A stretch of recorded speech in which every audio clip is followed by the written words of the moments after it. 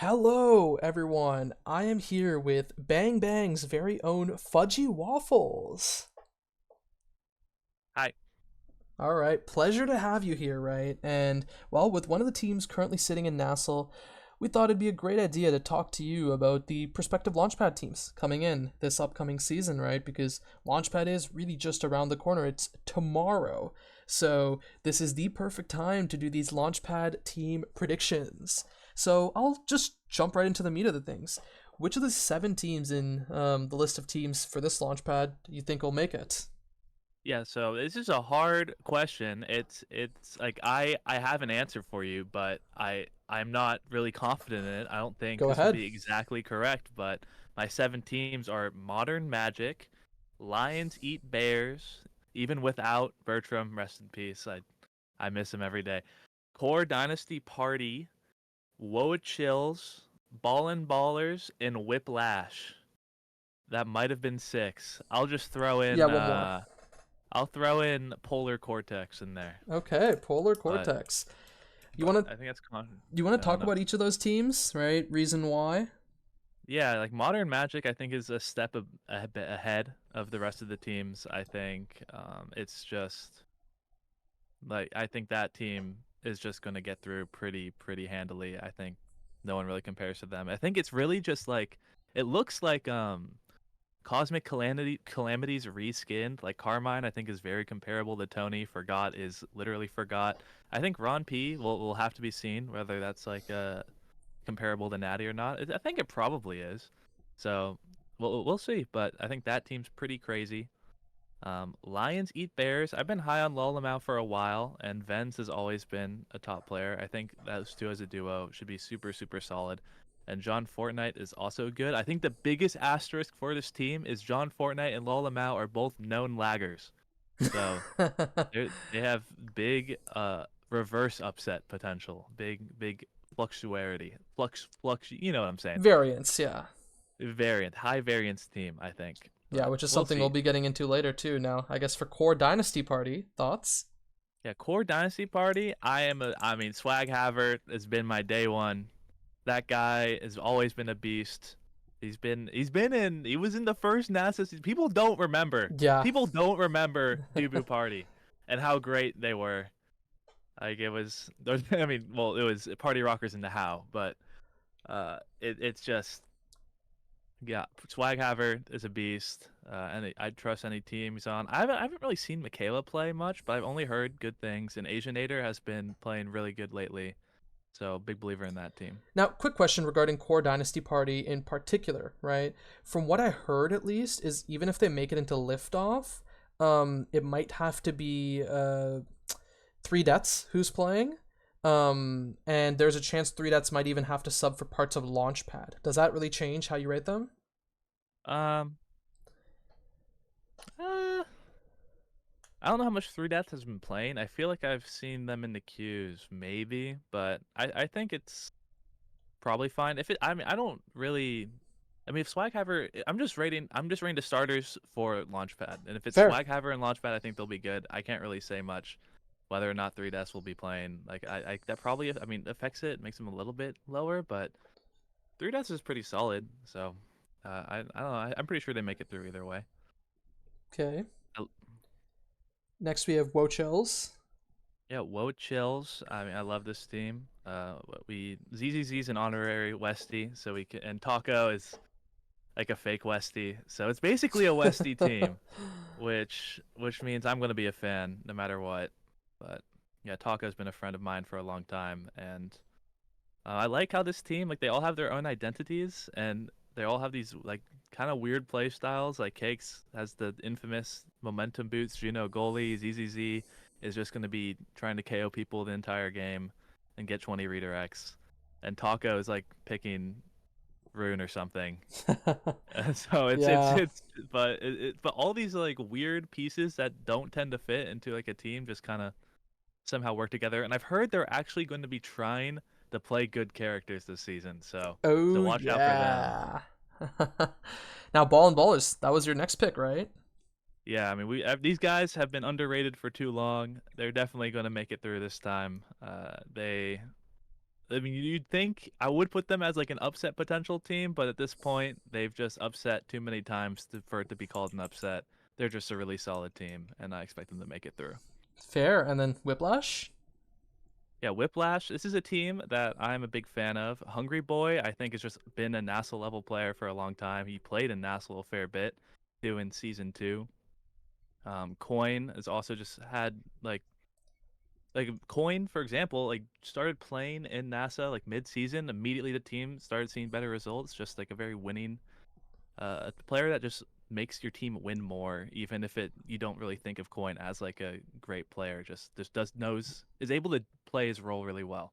And Ayla Lira has been on that grind for a really long time. So I'm just a really big fan of all three of these players, and I think Whiplash will make it through. Yeah, that's fair. And then the final, I guess, of your 7 teams was Polar Cortex that you mentioned. Yeah, I do feel a little bad. I'll talk about Corpse Control later, leaving them out. But Polar Cortex, I A has just been impressing a lot of people, including me lately. It's just been a beast, and having like a midfield that can 1v9 is just super important, I think.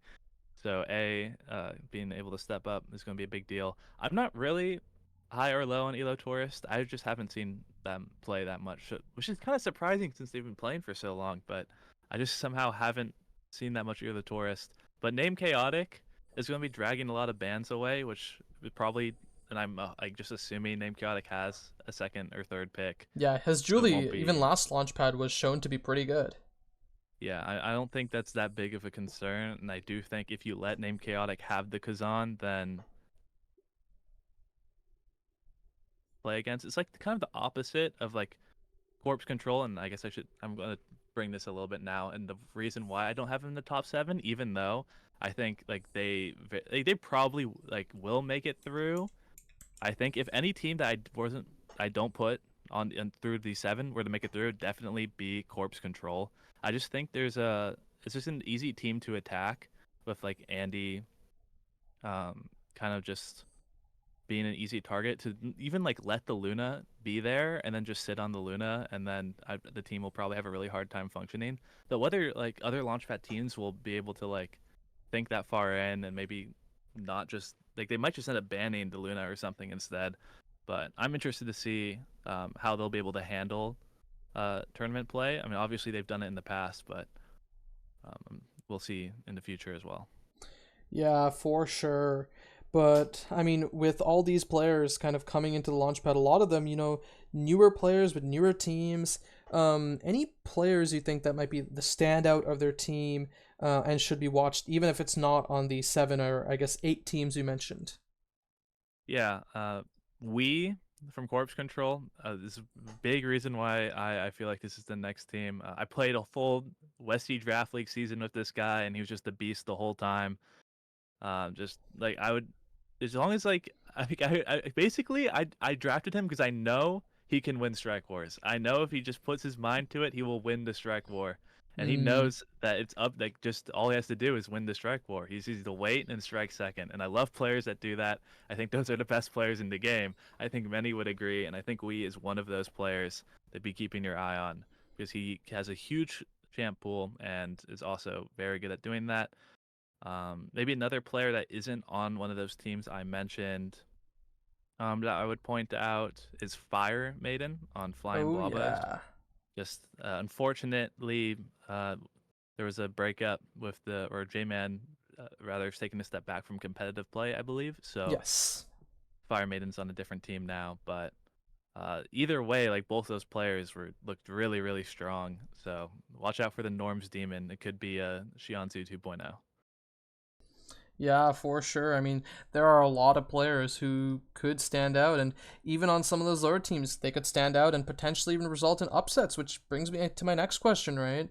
Are there any teams that you think have just good upset potential as a team? Yeah, I think like I won't really say corpse control, even though I said because I think like if they won, I don't really feel like it would even be that much of an upset. So I'm kind of looking like further down. The same with like Ember's Flame. I don't think them winning would be that much of an upset. I think it's kind of controversial. I didn't put them on. Hmm.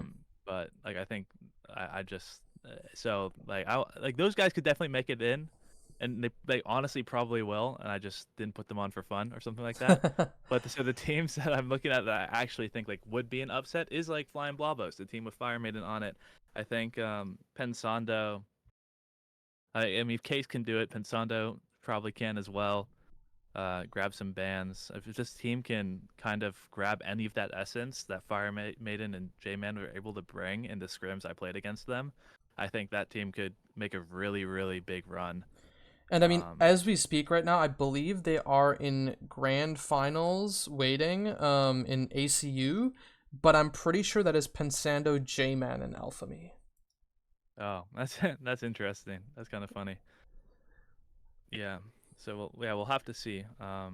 Another team, Meow Meow Magic. Mm-hmm. I'm really, really excited for this team. I've heard some great things from the scrims, and I think they have a great upset potential as well. Dave has just kind of been shown to be a beast in not just goalie but midfield too. So that's just like an interesting, like another just 1v9 player that's going to be in there. See Yoshi, been a friend of mine for a really long time, has been playing the game for a really long time. That's sure to be solid. And Just Logan too is has proven that they can make it through, and is also one of the biggest grinders of the game, but is also a known lagger. So you have to put your asterisks on those players True. to be careful. But yeah, I think especially Meow Meow Magic and Flying Blobos for sure are my biggest watch out. They're teams to watch out for upsets. Yeah. But with the teams that perform upsets, that doesn't mean that someone does have to be upset, right? That means there will be some sort of variance between their performance, right? You already mentioned Corpse Control as being potentially one of them, and if you want, you can also elaborate too more on that. Um, any teams that you feel have like super high variance? Yeah, I touched on that a little bit already. That like I think Andy and Zach Smack. I think they're both good players, but I think there's ways to abuse their play styles and who they pick. But it's also possible teams won't be able to do that, and that's just kind of why I think they're high variance, though. So we'll see. Ember's Flame is another team that I think will be high variance. I'm just like all three of them. I've seen them all three of these players, Wisp, Jay, and Mr. Zerd, all perform like extremely well. But I've also seen them like watch them and kind of felt like they were the reason that their team has been losing. So it's like it's really interesting. I haven't seen them play together. It sounds like they feel really comfortable with each other. So maybe they'll all bring out the best in each other and be really really good. I think that's super possible, but I think that's something we'll have to see tomorrow. Yeah, for sure. But on the opposite side of variance, right? You have to have players who are super consistent, right? And consistency is rewarded by getting up to NASA, up to NASA, right? Are there any teams who you feel are maybe just 100% locks for NASA, like people believed of Bang Bang last season, or very, very likely they'll at least make NASA? Um, the only like to be honest, I think any team except I think Modern Magic should for sure. If they don't make NASA, that'd be insane. I think they should make Landing for sure. I can't like say they're a lock for NASA even. I think Landing will be extremely stacked this time around, so it'll be a much harder, but or than it ever has been before, and it was pretty hard last season. Mm, So I do think if I was a team, though, I would say like if I had to pick a team, it would definitely be Modern Magic making Nassel. I yeah. think there's a good chance they will, but we'll have to see what the teams are looking like going into landing. I think, but I think they'll definitely make it at least to landing. Yeah, for sure. And well, we've yapped a little bit about Launchpad teams, right? And said a lot of different things about them. And I feel like it's about time we kind of take a look at the meta as a whole, right? Because if you recall, the last big patch dropped basically right after Nassau Grants, right? So we have not really had, I guess, top level league play on this new patch, right? Of course, we've had weeklies and stuff. Any characters you feel are kind of pick bands with the current meta and map pool? This is honestly the longest I've ever gone without scrimming and without playing super competitively or Mm, even like solo queuing that much. So I'm a little bit behind, but I don't actually like. There's been a lot of talk about like this. I think there's a speed meta right now for sure. I Sure. agree with that. There's 4 Dash Awakenings right now, which means like like Kai and Now seems super strong because you get like them 2 speed awakenings, you go a little crazy. Same with Mako. Um, I do think eject goalies are not going to do really well. That's one of the reasons I think Andy is like a pretty high variance player right now. Is that I think Luna goalie is especially not very strong right now. With 4 Dash Awakenings in the game, Sure. so that's something to look at. I still think Finny is really good. I don't know how many teams like Asianator is going to be one of those players that are probably bringing it out, but I don't know how many other players are really going to be playing it. I know some people. I don't know if they still feel this way, but people were feeling really bad about Finny because of the mom boots nerfs plus the speed nerf, making her just not feel as fast. Which and like the slight CD nerf on the secondary, but I still really think she's just so strong. Her cooldowns are still extremely low. I think she is still should be a high prio character. I think her and Mako um, are pretty high prio goalies right now. But a lot of people have been liking the Atlas. A lot of people liking just speed characters midfield, and Rasmus being that speed character brawler being also strong as well. I think those are the power picks to be looked at right now. Yeah, for sure. But I guess in terms of, goalie being your primary role, how would you kind of rank the goalies as a whole? Or what do you like the goals? Like if I Sorry, just gave you like a goalie field. character picks, not players. Yeah. Right now, I think like it's Finny, Mako, S tier still, and then it's A tier is probably like Atlas, Asher, maybe Dubu. Just melee goalies Mm-hmm. mainly. Obviously, start dependent. Like if it's Deadeye start, then like Aimee and Luna become way better. For sure. And other damage goalies, pretty much like any other goalie that can deal damage is pretty good. But even in those starts as well, Atlas, like in those starts, Atlas also just moves like a tier up too because does a ton of damage and negates a ton of damage. So Yeah. um, What about interesting Drakkar, stuff Kai, there. Estelle, some of those? Yeah, Kai is interesting. I'm just more of a. I mean, I play with Grimella, so maybe I'm a little biased, but I think Fair. putting the Kai midfield is always just a little bit better. Having like an eject Kai goalie just feels weird because you're not getting into like same forward pressure that like an Aimee would bring, Mm-hmm.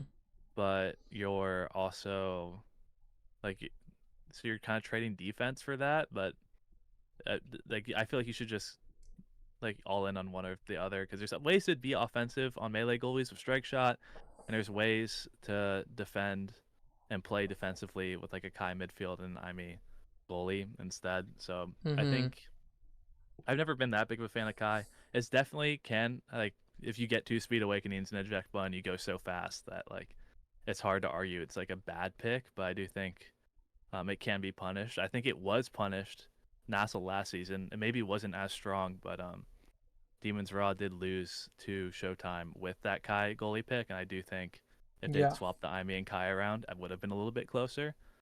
But I think the Launchpad meta will be a little bit different. Also, I think it will be more melee goalie heavy, no matter what, and Kai might have a better spot there. But I think at the higher level, I think Kai goalie is gonna look a little bit weaker. But no, I could be wrong.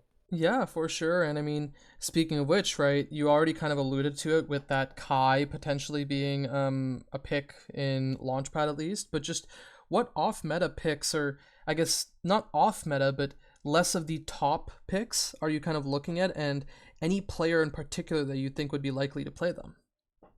Well, there's obviously the Juno goalies out there. Yeah.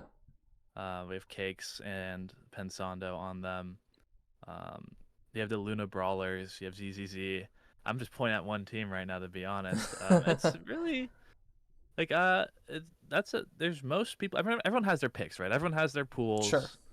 Like I don't think Kazan is super meta right now. I think Kazan's might be the worst brawler in the game right now, and I think many people would agree.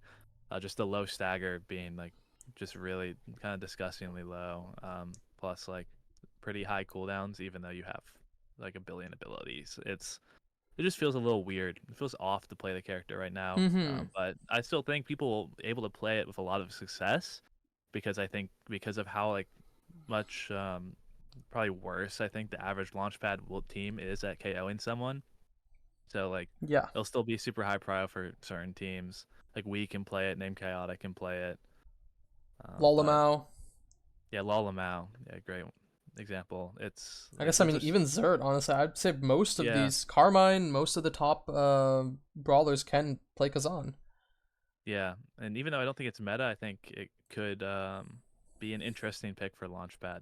So Yeah, very fair. yeah. I guess with that, right? That's most of the questions I really have. But I think one thing I did want to ask you before we sign off is just any messages you kind of have to the Launchpad teams as a whole that you kind of want to share. Um, hey, if you're listening to this and you're feeling a little nervous, just don't be nervous. Because if you're nervous, you'll play worse. So you just shouldn't be nervous, like logically speaking. Because why would you choose to be nervous? It's like choosing to strike first. Just don't do it. Have fun. This is competitive play and anything. It's just like some of the most fun things you can do. Win or lose, be content with your result, and you always have Launchpad too. So good luck out there. Oh yeah, good luck everyone. Well, with that, that closes out this interview. Thank you again, Fudgy, for joining me. Um, and yeah, take care, everyone.